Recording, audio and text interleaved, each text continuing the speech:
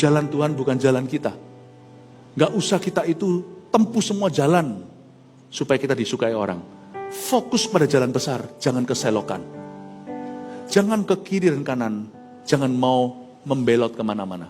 Saya dalam hidup ini belajar satu hal setelah 30 sekian tahun kenal Tuhan. Just focus on the main road. Itu toh. Kalau saya fokus kepada jalan besar, saya tidak pedulikan gang-gangnya dan geng-gengnya. Saya hanya perhatikan Tuhan dan apa yang menjadi tanggung jawab saya dan fokus bertumbuh. Tuhan akan menuntunmu ke rumput hijau air tenang. Katakan amin. You think, kita mengira bahwa semua doa kita kalau dikabulkan kita akan happy.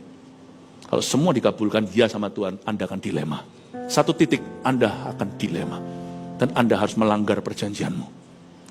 Saya bersyukur pada Tuhan untuk setiap kata tidak dari mulutnya. Saya tidak akan marah sama Tuhan kalau Tuhan tolak 1-2 doa saya. Karena kemungkinan waktu saya minta ikan sama Tuhan, saya kira ikan, kalau sampai Tuhan berikan, ternyata itu ular yang saya minta. Jangan jadi orang Kristen yang marah dan kecewa sama Tuhan kalau doanya belum terjawab. Doa pasti dijawab, tapi nggak selalu dijawab iya. Tuhan tidak menjelas, tidak perlu kulon nuwun sama kita.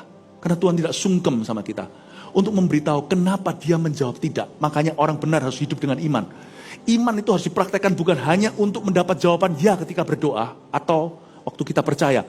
Iman itu juga harus kita praktekkan ketika kita tidak tahu, waktu kita belum mengerti rencananya. Iman lah yang bisa berkata, aku tahu kalau Tuhan berkata tidak, you know better. Engkau lebih tahu dari aku dan Tuhan tidak perlu turun dari surganya. Menjelaskan kepada kita kenapa dia menolak kita. Nggak perlu. Ternyata penolakan itu bagus. Kalau Anda menemukan pintu tertutup, dengan ini saya akan selesai. Kita jangan jadi orang yang gampang menyerah. Pernahkah Anda mendengar begini, aku mau ke gereja lalu hujan deras, Tuhan tidak kehendaki. Kok gampangnya menyerah? Ini orang kayak gini jangan pernah di-hire di perusahaan Anda. Atau juga jangan sampai Anda pilih jadi suamimu. Buktinya orang muda mau pelayanan ke gereja, gini sedikit, gitu sedikit, udah bilang Tuhan gak kehendaki, tapi kalau dia jatuh cinta, mau tsunami pun dia terjang. Sudah gak tanya lagi kehendak Tuhan, itu mauku.